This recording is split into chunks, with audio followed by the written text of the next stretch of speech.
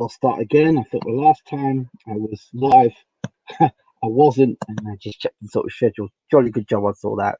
Good morning, good afternoon, good evening, wherever you are in the world. Welcome to BWTM Sports Gaming. If you haven't subscribed already, please do smash the subscribe button, smash the like button, and of course, share the video across your social media network. This video is a very uncomfortable video for myself, but one which I may get in some trouble for talking about, but I think it's one that I do want to talk about because there are people I've spoken to in boxing that are watching this channel through the years, people I speak to privately and say things to, that this one won't be a private conversation. This will be a public conversation because I want people to see something.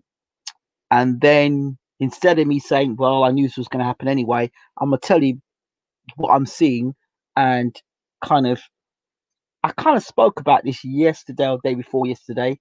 And I hope that my brother Eugene is listening to this. I did talk about it today during my FIFA football, with my Lionel Messi moving from Racing FC to Los Angeles, playing for LA Galaxy. I was as manager. I did do quite a long conversation with Ruben Guerrero on this, but this is a topic I really want to get into and talk about. It is Vlad Sirenko. So, just for some information for those who don't know, this is not a conversation being had for somebody behind a keyboard and just talking without knowing.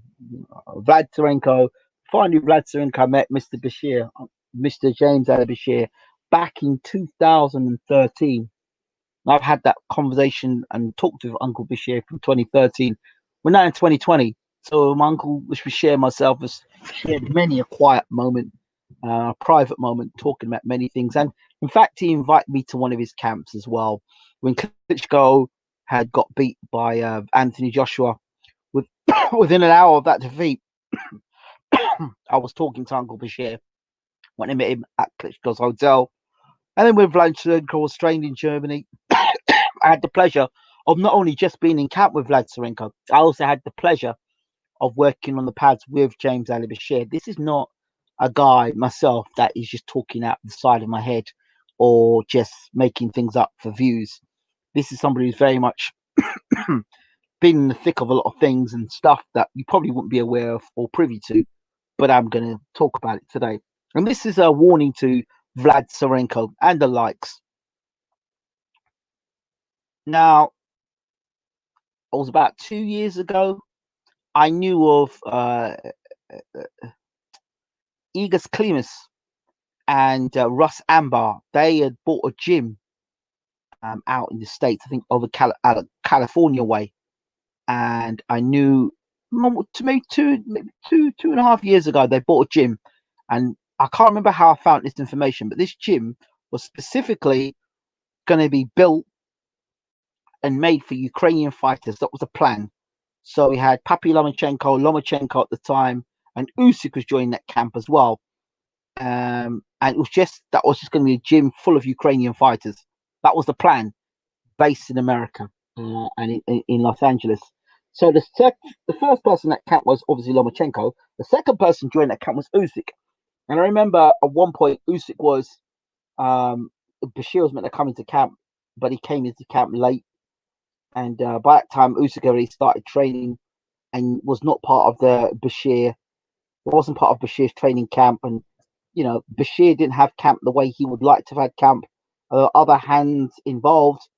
And before you know it, Usyk is now training elsewhere and somebody's got in his ear. And before, Usyk was like dad. Bashir was like Usyk's uncle or his dad. They had a very close relationship. And I was saying to Bashir, if you're that close, you should have some form of contract. As you know, Usyk left Upton, left Sticks, and he went to with Igor Klimas and the likes. The thing is, the excuse that Usyk gave Bashir was that, you can't teach me anything else, which is not only arrogant, it's pretty stupid. Because a guy like Uncle Bashir's got over 40 years of training. They don't give you all of that when you're training all at once. They give you bite-sized pieces of information. Yes, Leo's good to see you in the room. Eugene, see you in the room. The gym is in Big Bear. Thank you very much for letting me know the information. So I'm going to go pretty deep into this one. I've got a little time to get into it, and I'm glad you guys are in the room. It's always nice. So you got me. I've just got off course a second. I was thinking, please bring me back because I've just got slightly off course. If Eugene or Leah, if you could bring me back into what I was just talking about. I was talking about Bashir and Usyk. Yes.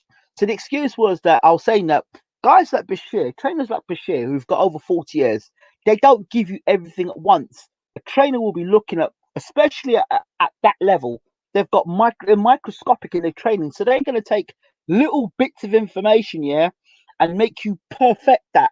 That could be you just moving from one side of the ring to the other side of the ring. It might just be the way you throw your jab in a certain way, you get in and out of position.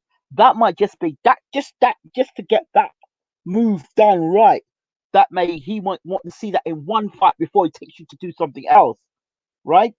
Now I can tell you this from over, so I haven't been trained for 40 years, but I can tell you over almost 25 years of coaching and coaching from grassroots level right up to international level. I can tell you, and working with world class players, I can tell you for a fact as a coach, or not even a coach, I would say I'm a teacher, I can tell you for a fact, I don't give even my best players everything at once. We're working at minute things, minute movements, and it's a different sport, but minute movements, footwork, particular is for cricket, particular shots, head movements, certain things. I'll be just little things I'm looking and perfecting it because they've got the foundations correct and they do the foundations well. You're adding on top of it now. You're building on top of the house. The foundations are correct. That's what Bashir was doing with Usyk. He's got the foundation. He's got the boxing ability. He's got the boxing skill, but he's adding more on top of those components. So getting hit less, not engaging, not getting hit with punches as much. You see, so when Usyk was taken away from Bashir, Bashir wasn't finished with Usyk, and he might have been wanting Usyk to work on one or two different things, right? They were saying, yeah, he's doing this, but I want him to do this and this. And it was from cruiserweight to heavyweight, the transition. So there's things you will train at cruiserweight division that you wouldn't train in the heavyweight division as much, because shots can be Usyk has to be like 40 years exactly. That there are things that you would train at heavyweight. You need to be more careful of because at heavyweight, it's like a ticking time bomb. Of course, the cruiserweights after the heavyweights is a deadly division in terms of punches. But after that, when you get a heavyweight division, you make one mistake and you can be rendered unconscious. So your whole style again is tweaked because you're fighting in a heavyweight division. Okay, so now that was taken away from Bashir as soon as he became cruiserweight champion of the world. So Usyk becomes cruiserweight champion, he's taken away, and he goes on to become undisputed cruiserweight champion of the world. But I can tell you that, but the Usyk's breakdown and his style after he had the fight with Michael Hunter, he had the other fight afterwards. After the Michael Hunter fight, there is a picture of Usyk with his hands being very sore, and they were not wrapped the same way. Bashir said when he was working with Usyk, he never had problems with his hands because they were wrapped very well. Usyk was complaining about his hands after that fight, and that was when Bashir wasn't in camp. I remember there may have even been a picture of you see Bashir on the outside, and there were other people doing things in the camp that Bashir was on the outside looking in. I think that might have been a photo of that. Let's see what's going on here. Something. You, good trainer, will spot your decline. A good trainer will spot your decline. Yes. So when you've got that happening, we'll get to the decline in a moment. Alexander Usyk, if you look at the last three fights, I was saying this to Eugene and to Ruben. I was saying if you look at his last three fights, Breedis, Bellew, and Chaz Witherspoon. The last three fights, he's not looked spectacular. The Breedis fight was a tough fight, very tough fight, right? But Breedis is a handful for anybody. Then we look at the Bellew fight. He was getting out of box by Tony Bellew until Bellew ran out of steam and got knocked out. Bearing in mind, Bellew, the fight before that was at heavyweight. So he's come back from heavyweight down to cruiserweight. Of course, you're going to get knackered. Of course, that's going to affect you. So yeah, you get knocked out by Usyk after being ahead on the scorecards in a fight that you thought people saying Usyk is so great. Then he fights Chaz Witherspoon and doesn't look that fantastic either. Usyk is getting hit more in fights than he did when he was under Bashir because of the footwork. Bashir had taught Usyk footwork and game plans. Usyk's not doing it. A lot of what Usyk's doing now is what he does. It's him. It's the Usyk show, you know. And while that's fine and good, no, it was after the Intuning fight. Yes, after Hunter. Yeah, that the Intuning fight. After the Intuning fight, that's where he had the problems with his having problems with his hands. Correct, Eugene. You're right. So he started problems with his hands. And you've seen Usyk is going backwards as a fighter because now you've taken Usyk at a time where his trainer was working on his footwork. And do you remember when people said that when Usyk was moving the ring, they said his footwork was compared to Ali. They were saying his footwork, the way that it was moving around so gracefully when he fought Galaki to win the world title was beautiful. The way he moved around the ring so gracefully and wasn't getting hit by the former WBO cruiserweight champion of the world. He put a masterclass on, and people were praising Usyk for that footwork. Nobody's talked about Usyk in the same way since that fight. Why? Well, have a look at what's happened since. So Usyk's been pulled away. Now, bearing in mind, Usyk's an Olympic gold medalist, and he is a damn good fighter. All right, Lomachenko as his father, and he's a damn good fighter as well. Okay, so those are two guys there who have got they're two damn good fighters. So you take them to one side a second, and then you've got now Vlad Sirenko. Let's talk about Paul Vlad Sirenko. I do call him Paul Vlad Sirenko because that's what it is. Paul Vlad Sirenko is a guy that the top promoters didn't, and some of this is repeated because Ruben and Eugene would have heard this earlier. Vlad Sirenko was a guy that the top promoters weren't interested in. They didn't care about Vlad Sirenko. I remember Bashir telling me that, he was being offered to various promoters. They didn't want to know nothing about Vlad Sirenko. Nobody gave a damn about Vlad Sirenko. Understand this. Nobody cared a hoot about Vlad Sirenko. And Bashir started working with Sirenko. And I was saying to Vlad, you know what? You need to get a contract with this guy, Sirenko. I said, you need to get a contract with Usyk, and you need to get a contract with this guy, Sirenko. Do not let Sirenko do what Usyk did to you. Oh no, it's all right. It's not going to happen. I've got a real good bonding with Sirenko. Okay, uncle. Okay, uncle.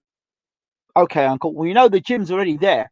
The gym is ready there for the Ukrainian fighters, and we know what's already happened with Usyk. So, we've seen Kovalev talk the stuff he's been talking. So now Vlad's a nice guy. Don't get me wrong. He's a nice guy, very hospitable type of guy, very nice, very accommodating type of guy. But I always sensed that he was one that can be turned given the right talk. So you watch Vlad going for his career, and if you look at Vlad's career, this is no word of a lie. See, the ass kissing. This is one thing that happens in boxing. A lot of people ass kiss. They'll ass kiss so that they're getting people's good books, but they will ass kiss and not tell the truth. And you're being truthful about Vlad Sirenko. Yes, he was sparring with Joe Joyce. Yes, he's been sparring with Daniel Dubois, working with Klitschko, with Bashir, working with Povetkin. So he was getting good quality, world-class sparring under the guys and under the training. And I think he got to work with Stavern as well, under the guise of James Ali Bashir. That's his puppy. That's his dad looking after him, making sure that, he's getting the proper sparring, getting the proper rest, proper training, and he's looking at it's a project. Sirenko's a project. Do you understand? That's a project. And with this situation here, when I don't know that I didn't see the fight, so this is what I'm just talking from what I'm seeing, right? But when it's a project, and you don't know how far this trainer is with the project, but from what I see, Vlad Sirenko's always been left hook happy. He always seems like he's fighting with only a left hook. Always looks like he's only fighting with a left hook, like he's only got one arm, right? And he's always looked to me vulnerable coming in. And I don't know about this fight, but he's always looked vulnerable coming in. I haven't been able to see the fight, and I've been trying to get it on YouTube to see it. And if somebody can send me the link to the fight, that would be fantastic. But it's blocked for me watching it on Usyk's YouTube channel. It's probably a good thing too. So I remember saying tonight that Usyk could pull away from Bashir much easier because Usyk is an Olympic champion, highly skilled, and all the promoters around the world want him. Plus, he's undisputed cruiserweight champion of the world, and now he's in with the big money. So Usyk could do what the hell he wants. Lomachenko could do what he wants. Sirenko can't do that. Sirenko is not an Olympic champion. He's not a gold medal winner. He's not a world championship winner. He's not won no big significant belt yet. But they're on the move, whispering to him. Now Usyk's co-promoting Sirenko. Okay, fine. So there's opportunity for Sirenko to get fights in the future. Okay, I see that. But hey, we've seen the game before. What's going to stop him being fully taken over and working exclusively with Mr. Klimas? And if that's the case, then Bashir's out of camp, and then we're back to square one with Uncle Bashir out in the cold, and Sirenko now under different trainers. And I'll tell you something now. I was in camp with Sirenko. And this is my personal opinion from what I saw Sirenko. From what I saw a conflict of ideas in the camp. One side was Bashir's way of training, the old school fashion, working on technique, working on your shadow boxing, working on your head movement, working on feints, working on footwork, working on defense, working on these key things, and then seeing a different vision and side of pitter patter, boxer size, 8, 9, 10 punch combination punching. I'm looking at him going, yeah, right. What is this crap? So I've seen two sides of training. You've seen the old school Bashir working on your technique, mixing speed and power and putting punches together, good combination punches, throwing punches correctly, doing your head work, doing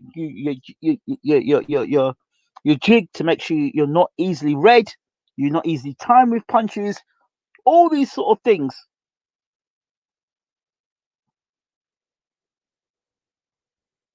So,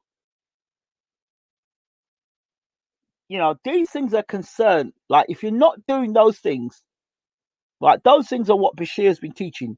But if you have more joy in doing aerobic, all that sort of flash Mayweather stuff, if you're really concerned in that, in the heavyweight division, you're going to get hurt. You're going to get hurt, right? And if you don't pay attention to what the things Bashir's teaching you, that was long before the because when Mayweather was doing that stuff for the camera, you better be sure that Mayweather studies his opponent to a T, and he's doing the stuff that's necessary. All that stuff on the pads that you'll see with Mayweather, that's all for the cameras. But if you watch Mayweather on the bags, you'll see him throwing the right hand over and over, straight right hand over and over and over again until he's perfected that right hand. That is what boxing training is about, getting your technique up to speed.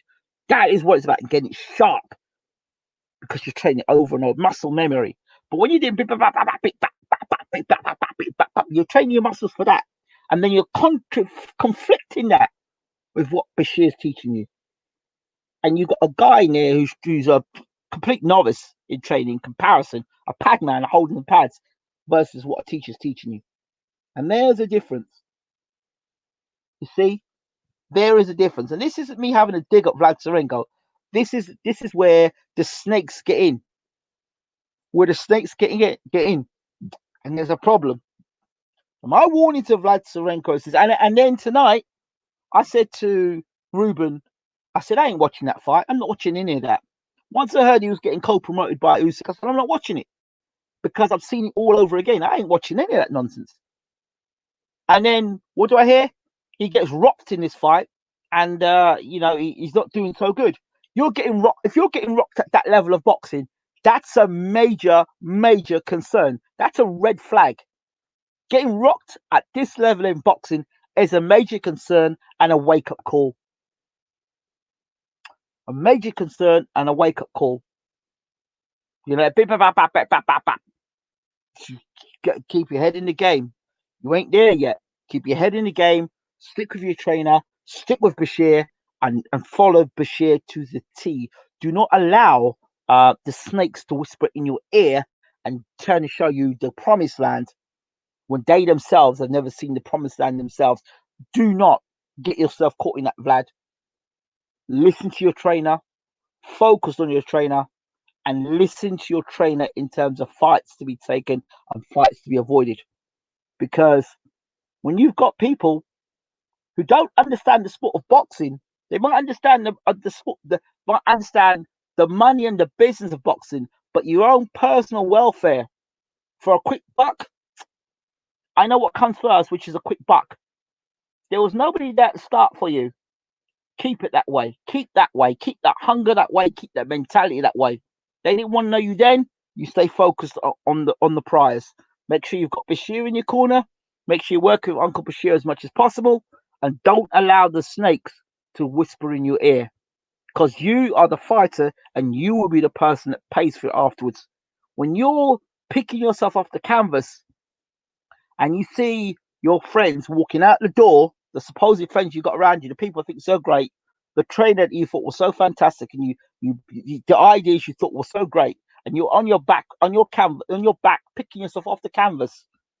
That is not a nice feeling, and it's not a nice feeling when the people you thought were supportive of you turn you back. You no longer have the contract, and you have to start off again, back to being Mr. Nobody. So, any bright ideas you might be having of trying to join Usyk and down the Lomachenko route, just remember your background and their background. And in boxing, that matters. That matters. So just keep that, be aware of that, and don't do what Usyk went and did, which is turn your back on your trainer, send him a text message, and disappear, because it won't work out well for you. It will not.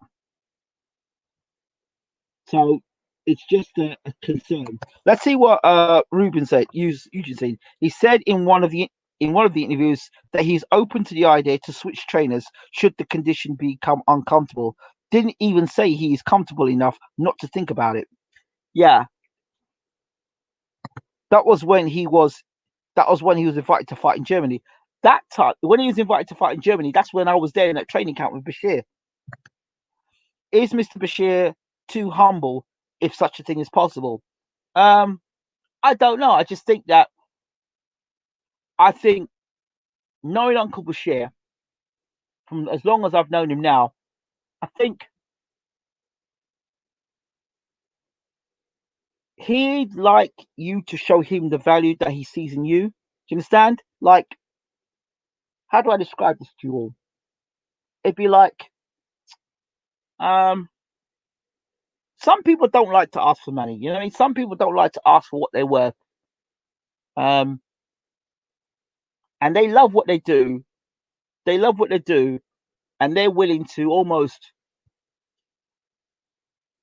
I wouldn't say volunteer their services, but they're willing to give more than they should because they love the sport so much, and their heart is so good that they haven't got the certain people around them that's going to say, you know what, sign the damn contract. You can have all the passion you have in the world, Uncle Bashir, and all the love in the world, and all the technical stuff in the world, but this guy's got to sign a contract. Sign a contract, make it secure over a 4 or 5 year period. You're a good trainer. You've got a project here to work on for 5 years. And if they're gonna take you out of this contract, make sure they pay you well. You understand? Make sure they pay you well. So it's a couple of million or couple 2 or 3 million. So at least you get your money back if they decide to break contract early and go and do what they've got to do. You imagine if Bashir had that contract in place for Usyk now, and Clemens came and started whispering in his ear, and they said, "Oh, we don't need him anymore." They would have seen Bashir being more valuable then. They would have run the clock down in that contract. You understand? So this is something that I hope doesn't happen with Bashir and Sirenko. If he snakes Bashir for, I hope he gets iced. Bashir should keep the paperwork going right forward. These fighters are slippery. They are. They are.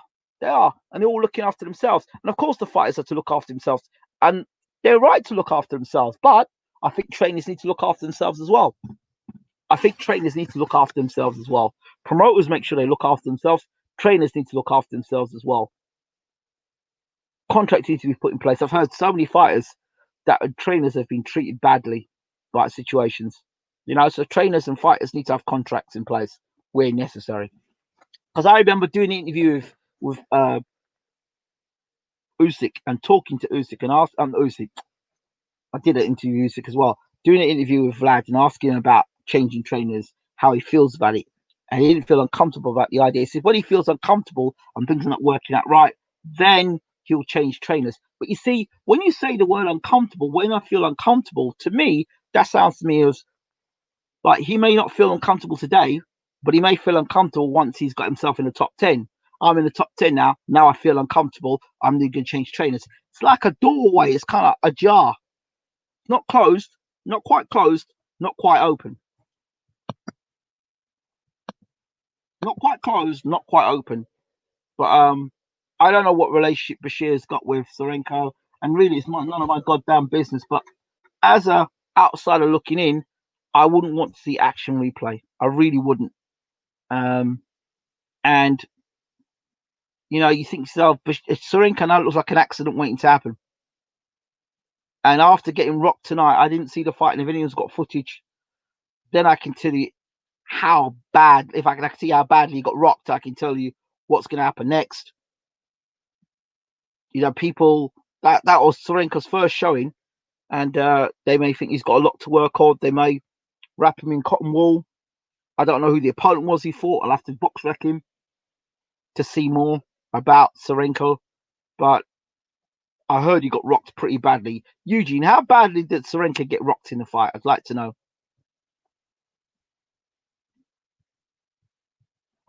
And I just want to see, is Ruben in the room here? Is Ruben in the room? No, Ruben's not in the room. Oh, yeah, Leif, I just want to let you know something as well. According to YouTube earlier on, Leif, just to let you know, according to YouTube, there were 10 people watching the show. At the end, according to YouTube, of the show earlier I did, there was 95 people had viewed the show. So I don't know how it jumps from 10 to 95 people, but I just thought I'd ask you that. Bashir needs to take a few pointers from Frankie Warren when it comes to contracts. Bashir deserves investment back and then some. I agree. GGG kept Abel till he got Canelo money, and then he brought in Jonathan Banks. And look at the way they treat Jonathan Banks. Go back and watch Jonathan Banks at the end of the GGG interview when the first fight where Banks and GGG are working together. Watch where Jonathan Banks is at the end of that interview. Watch where Jonathan Banks is. Is he right next to GGG in the camera? Hell no. He's back in the crowd in the ring. That can't be right. And GGG's doing the interview more or less by himself. Banks is nowhere near him.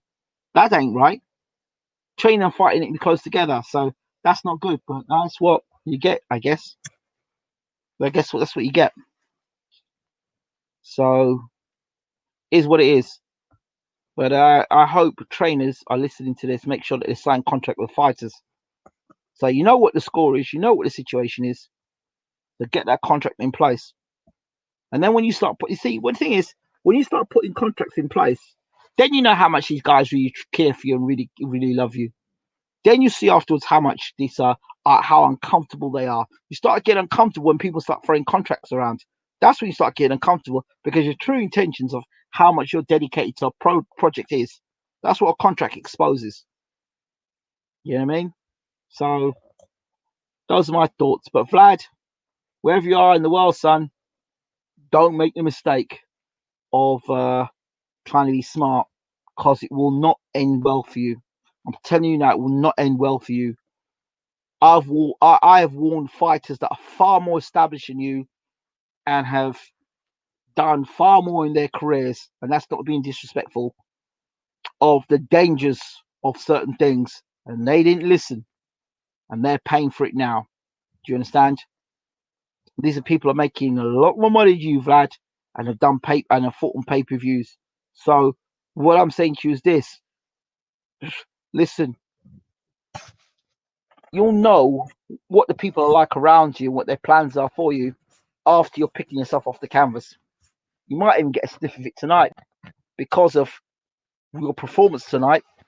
You might get a sniff of it because if you're getting rocked by a guy that nobody's heard of or nobody cares for, then there may be a reason why you've been matched so softly in your career so far.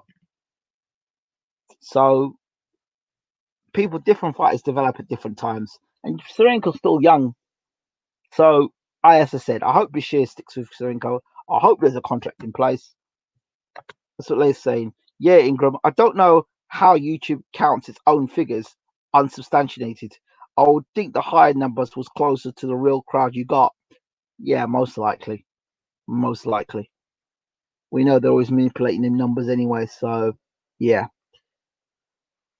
Vlad, good luck for the rest of your career, my friend. It was nice talking with you, and I hope that you do the right thing. Stick with the one best trainers in the world, because leaving Bashir, I assure you, leaving Bashir is not for progression, as Usyk's probably finding that now in his career. But leaving Bashir, he needed Bashir in the heavyweight division. I'm telling you now, Usyk needed Bashir in the heavyweight division. Mark my words. My words are going to come back to Usyk. They're going to visit Usyk in the heavyweight division. He's going to need Bashir in the heavyweight division. He's going to need Uncle Bashir in the heavyweight division, and I'm saying it now. For all what Usyk is, if you all can't see how Usyk is going backwards as a fighter, do you know what I mean? If you all can't see that now, then the way certain people have to learn is by getting violently knocked out. That's the only time people get an understanding of something. You understand? And I'm not acting this way because Usyk did a dirty on Bashir. So I like Usyk as a character and stuff. I've backed up. I've supported Usyk even after Bashir. He split with Bashir. But the bottom line is, I'm not seeing progression from Usyk. And if Sirenko decides to go that way with not as good skills, he's going to find himself a problem, and he'll end up being one of these guys that's used as a stepping stone and a journeyman further in the career rather than being one of the top heavyweights in the world. Sirenko could be one of the top heavyweights in the world the way he's managed. So it's going to be very interesting how they match Sirenko after what happened to him tonight or last night. Very interesting. But they're going to put him with same level of opposition. Some would say, I don't know, I heard somebody say that he wasn't really in the greatest of shape. Then again, I don't think I don't know. I don't know. I'm not going to start making excuses for Sirenko at all. I'm not going to make excuses at all. So the other guy had to say without time to train as well. So, or maybe he was late. He jumped on the show late. I don't know. But Sirenko's going to have to do better. That's for sure. We'll have to do for sure. By the way, Leif, it's great to see you in the room. Leif and Eugene, don't know if you've met one another, but you two guys, two of the guys I love a lot in boxing, and two really cool dudes. So shout out to you both. Right, let me get out of here because I've got some business to do in Florida, as they say. Right, have a great evening, Vlad. As I said to you before, stick with Bashir and focus on what he's teaching you, and learn from the old man. Learn from the old man. Don't think you're going to get any more wisdom from Uncle Bashir, who's trained some of the greatest heavyweights of our time and our history of boxing. So learn. Okay, I'm out of here. Take care.